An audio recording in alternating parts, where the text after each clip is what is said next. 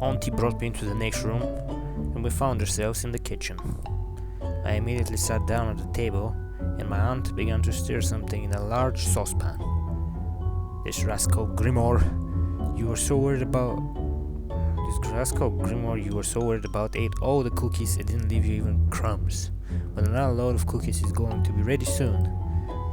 He might have been hungry? Nope.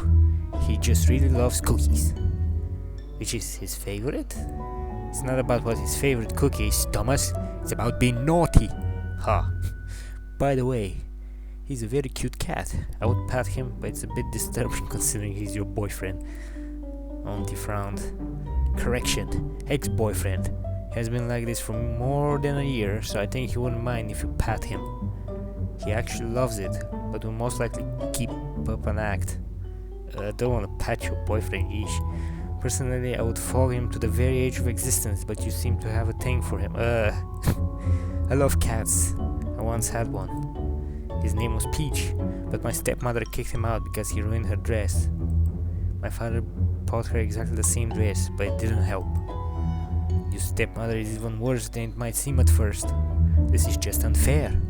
She has 100 of those dresses, and I had only one friend. Alice sighed. Grimoire is certainly not Peach, but I think you two would be good friends. Auntie hurried to put the kettle on the fire, took out the ready cookies from the oven, and began to lay out the dough and cutters for the next portion of cookies. There were a variety of forms: ghosts, houses, pots, and pumpkins. I began to examine them as I sipped my tea, trying to ward off bad thoughts. Hopefully Peach was sheltered by someone and was now quite well and comfortable. Auntie put a plate with the still hot cookies in front of me. Help yourself. Thank you. Why the mouth so strange? Is it because Halloween is coming soon? Oh wait, Halloween already passed. No, Halloween has nothing to do with it. I'm a witch. I always use these cookie cutters. I especially like cute ghosts. The village kids love those very much. She threw up her hands. Of course, you're absolutely right. Halloween is coming soon, and little ghosts, goblins, and my other work colleagues will come to my house.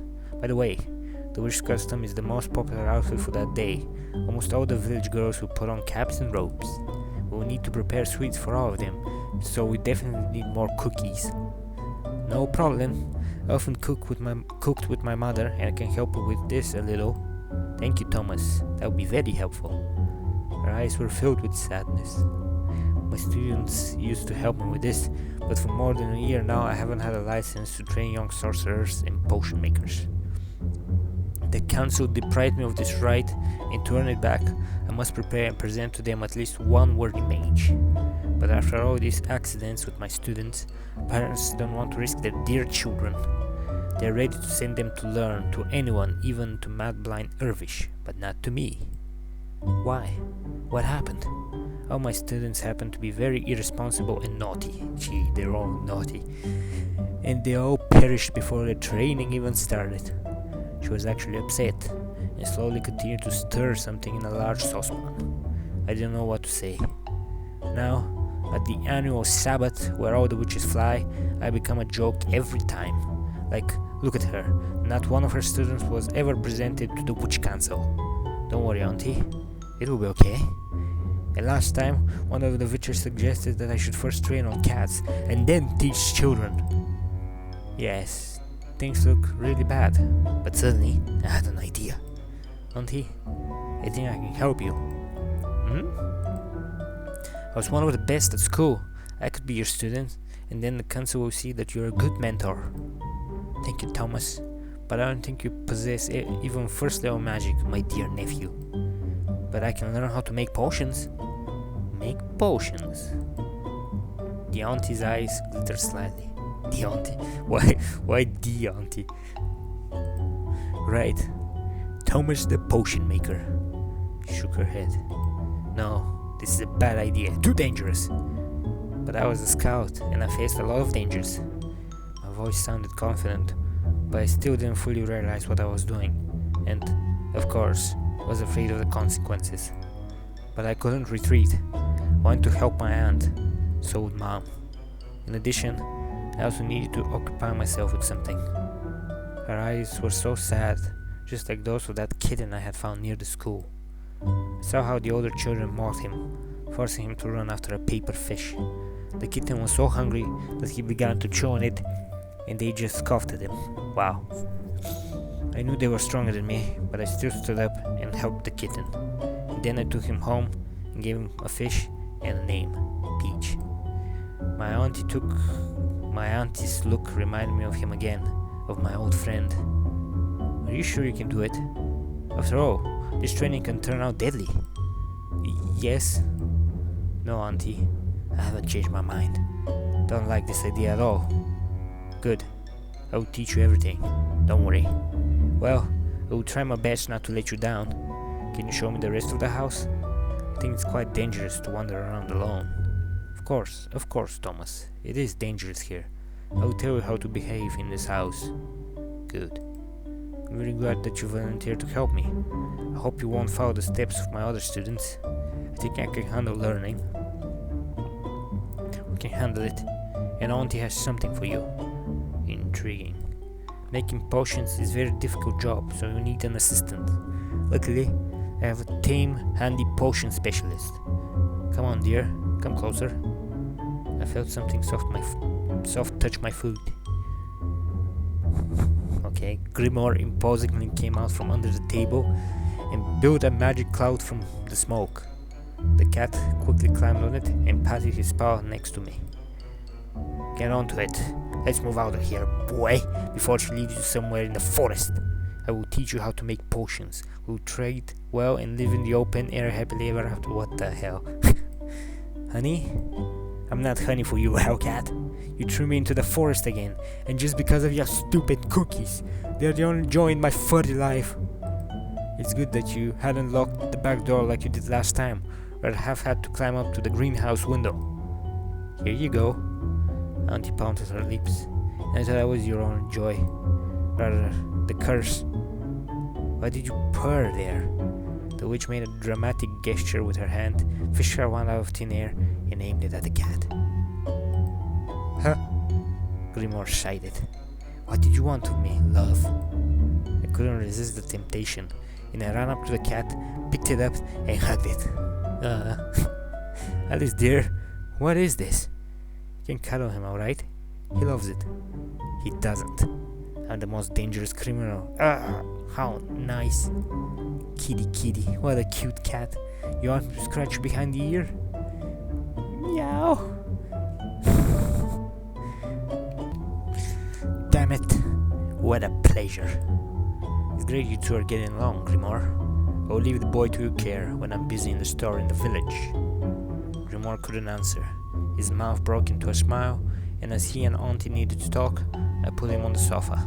Well, so be it. But he will be key. He didn't have time to finish. Auntie cheerfully answered without listening. He'll be smart and won't do anything stupid. Everything will be fine. She looked at me. Grimoire will give you useful tips and advice while working on potions and will help you find ingredients around the house. Well, roger that. Thank you, Mr. Grimoire. Grimoire nodded and lay down to sleep on the windowsill. Just don't squeeze him too much. He sometimes bites. I'll try to remember that. Thomas, I'm sure you'll be a dream team together. It won't let you down. She smiled. Is there any other children around here to make friends with? There seems to be a village not far from here. Alice slightly averted her eyes.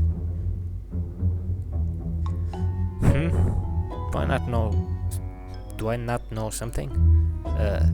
Thomas, I don't think that the village kids will want to play with the witch student after the last incident. What happened? You did say that the kids often come to you at Halloween.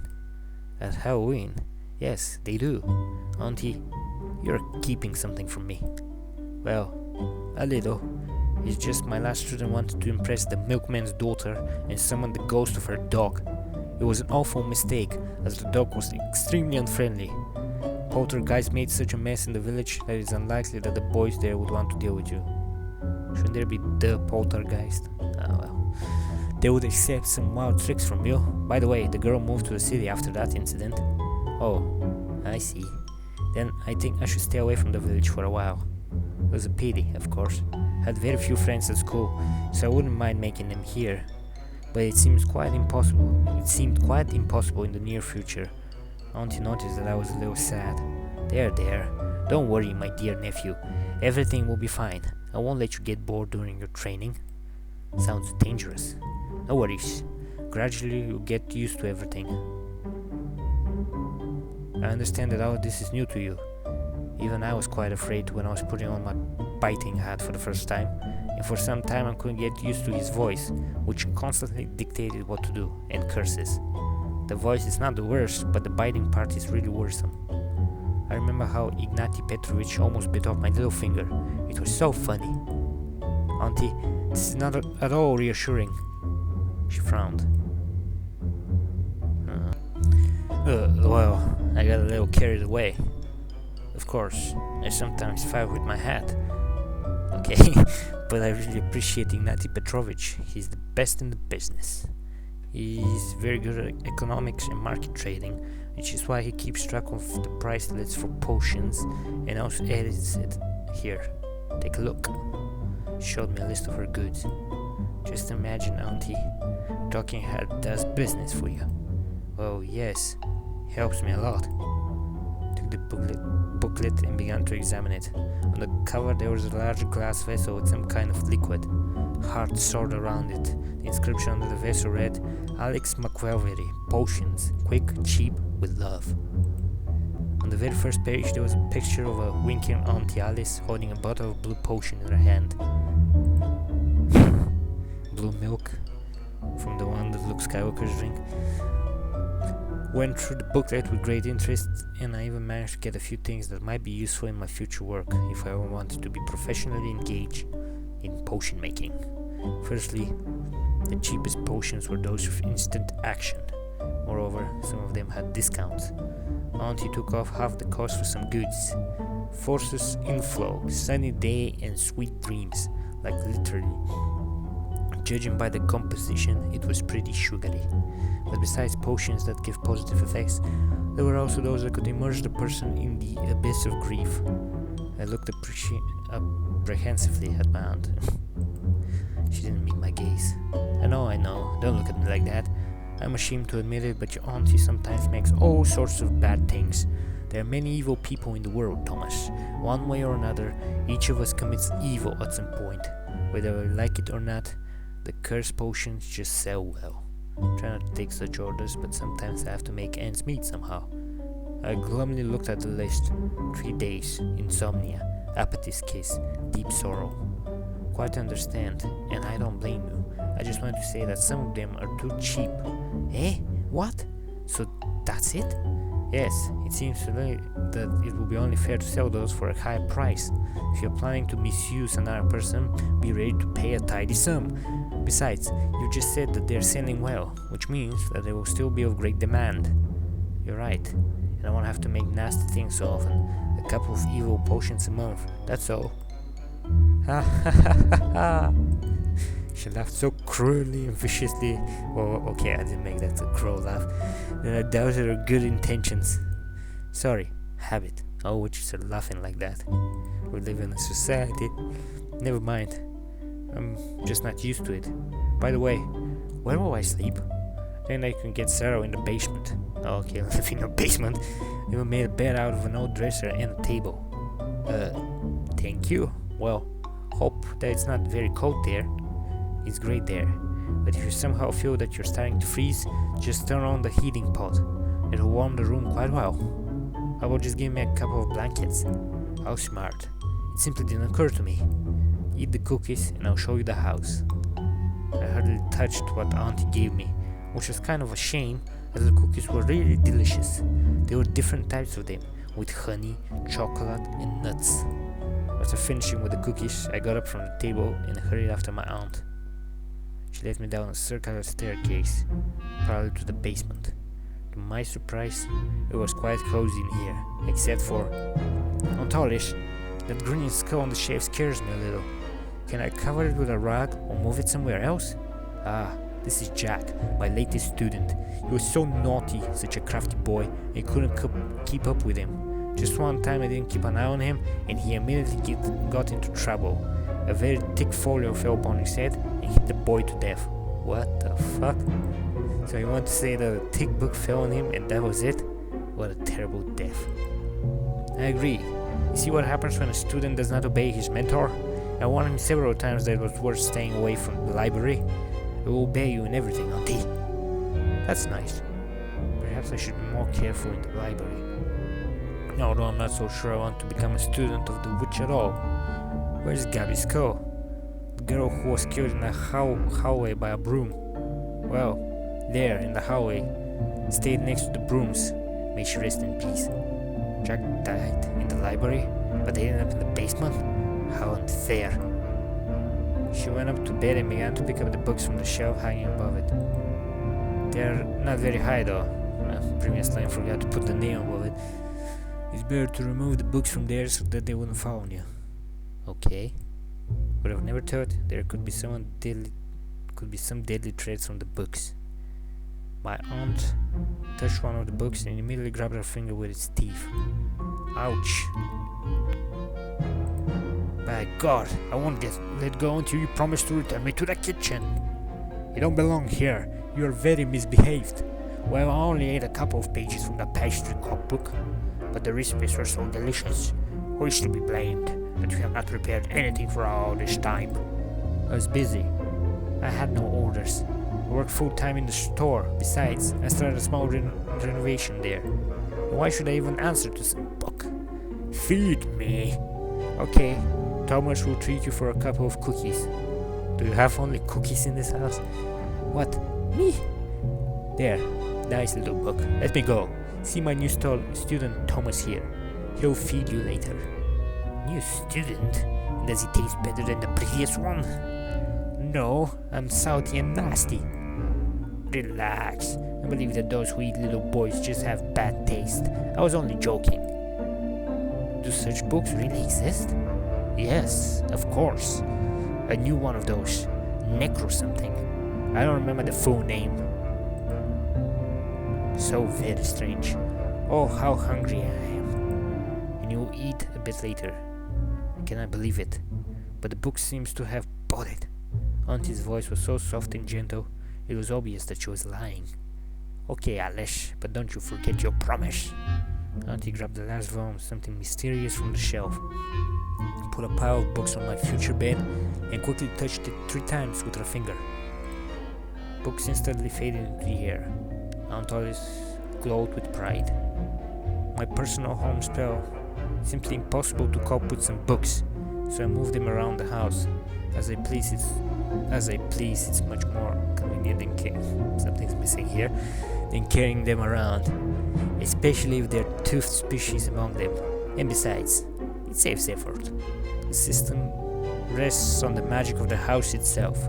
She smiled carelessly. Indeed, my thoughts were still occupied with this biting book. How awful! I'm happy this biting one didn't fall on my head. Looks like I said it out loud. Don't worry, Thomas. I was just a little hungry. It is my cookbook. It needs to be fed with cooked dishes so that it put marks for their taste and it smells okay. Wow. Don't worry. Jeez. Even in your own room you need to be constantly alert. I wonder what taste training my head would get if the book had a chance to try it. Damn negative thinking. You shouldn't think about such things. It's terrible.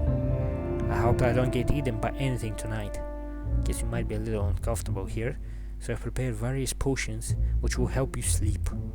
Auntie went to the cabinet with the skull on its top and began to merrily tap her nails on a glass vessel with colored liquid. She pointed to one of the potions. This one is against nightmares. You should take it only if you woke up in a cold sweat in the middle of the night.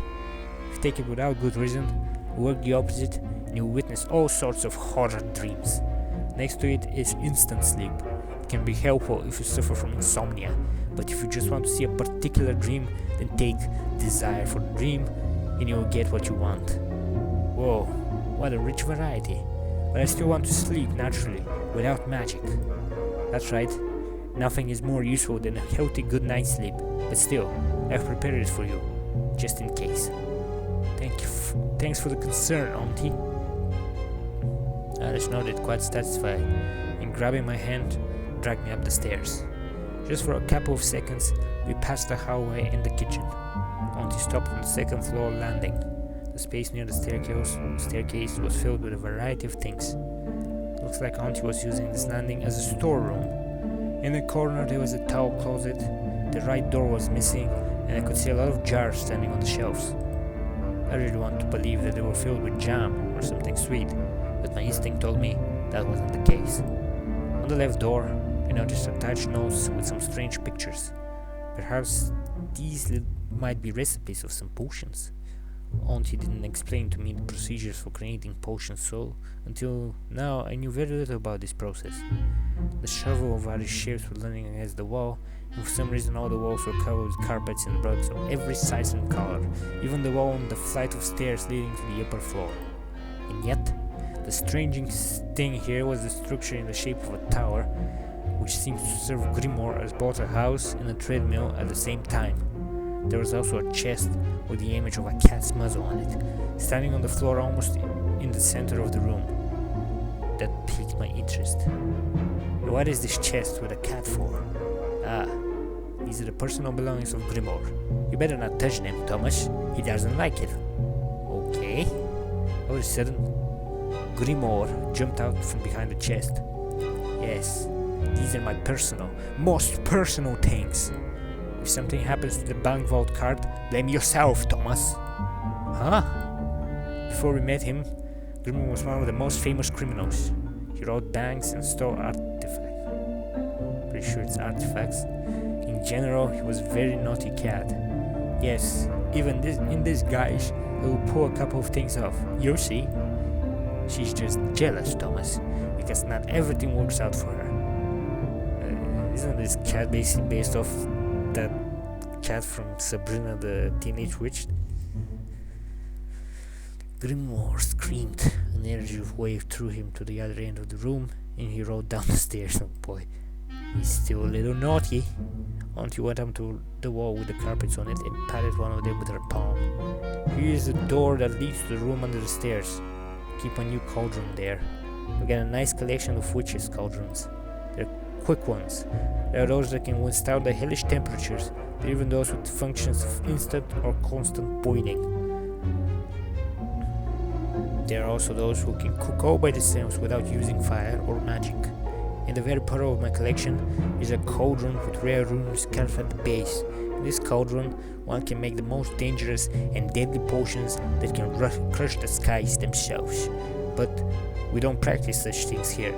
I just bought it at an auction. It was a bargain, and I really like the design, style, and ornament. Auntie, can we go in there and have a look at them, please? God forbid he asked Grimoire about this. He's so naughty this week, does his job very poorly. We have loads of mice there under the stairs, and fear them to death. There was a rustle from behind. 2 cookies per mouse, another cookie less. The price raised after you pushed me down the stairs. Alice swung her wand at the cat again. Keep quiet, you slacker. I could stop feeding you all at all, so don't get smart with me. Witch was afraid of mice. How very strange. Auntie pointed at the jars in the closet. And here we keep the seeds. They used to be in the basement, but some of them are very tearful at night, especially the seeds of mandrake. Huh? One of my students once stayed late and didn't return to the village. They spent the night in the basement and went insane because of their screams. Well, at least this one survived, and you said all your students had died. He harmed himself the next day. What the fuck? It's really creepy. Well, it is, of course, very educational, but I'm only 12 years old. I'm not used to seeing so many skulls in one day and hear about so many deaths. Indeed, enough deaths for me for one day. Wasn't my auntie afraid that I might change my mind about becoming her student after all these terrible stories? Or maybe she's just convinced that I'm unusually brave. Oh yes, sure, okay. Was it just me? Or did she get a little upset? Auntie took me by the hand and led me to the next room. This turned out to be a greenhouse. Look at that plant over there. The room was filled to the brim with various pots, some of them even hovering above our heads, swaying dangerously. All of the plants in the room moved like they were alive. Some of them, as it seemed to me, yawned and nodded their heads. Right on the ceiling, there hung some device similar to watering cans, but I wasn't sure it would be convenient to use them to water plants. The far end of the room, there was a wardrobe with some bags and various gardening tools. There came a crash. Auntie grabbed it by the shoulders and pushed aside. One of the cans fell a couple of inches from me. Damn builders! I told them that these ceilings watering cans weren't the best idea. We'll definitely need to take them down. Anyway, they are not able to give water to these beauties as they were meant to. By the way, here, you have to move very carefully and don't wave your arms, if possible, or Tropians will seize you. Auntie Alice thought for a little bit and added in a whisper, and they can strangle. It's terrible, Auntie. Your home seems to be the most dangerous place on the entire planet. Yeah, quite possibly. But you can survive here, right, boy? I'll try my best. She came to one of the pots and began to pour water on it straight from a magic wand, which she extracted out of thin air every time. All these plants look cute, but you better be careful. Auntie began to point at different plants and talk a little about each of them. This one has poisonous petals, and that one in the center has poisonous fangs, and the bud of that beautiful purple flower emits poisonous gas. Yeesh. Small doses, it is not dangerous, but it can be harmful to stare at it for a long time. Is there anything that poisonous around here? Of course. These plants that look like lianas, they're not just poisonous, they're poison so deadly that one touch will be enough to send any person straight to heaven. Ha ha ha ha ha. This bone tree here is quite safe until it catches you and bites off your head. How disturbing. Auntie, please, can we go to the next room? I'm not exactly a fan of botany and death. Jeez, with each room the way to die in this house are becoming more and more sophisticated. I was scared, but right there in front of me, miracles were happening, and just I looked at it all with my mouth open. I've seen my own shoot all sorts of magic sparks from my fingers and once before, but I couldn't help but wonder. I'd already seen how Auntie fired various magic sparks from my fingers, but still, I couldn't help but be surprised. At the end of her wand came a bluish color, and water came from there. It was just like a tap. This water, I must say, was much cleaner than the water from the tap back home. It even glowed like crystal. Don't open your mouth so wide here, Thomas. Some seeds can fall into it. It's something might grow inside you, something poisonous, for example. In the meantime, one of the mandrakes, just like a child, opened its contented mouth and enjoyed drinking from the magic wand. Seeing this, very soon, other vegetable and fruit screamed and shouted, and something resembling a huge bush of shakes began to swing its branches so violently that it almost broke a couple of pots. There, now everyone gets some water. Looks like I haven't watered them for a long time. Thomas, go outside for a second. I ran out of the room like lightning, and moreover, I bent down and covered my head with my hands. It seemed to me that everything was going to blow up. The house shook with a deafening explosion, and water flowed from under the floor.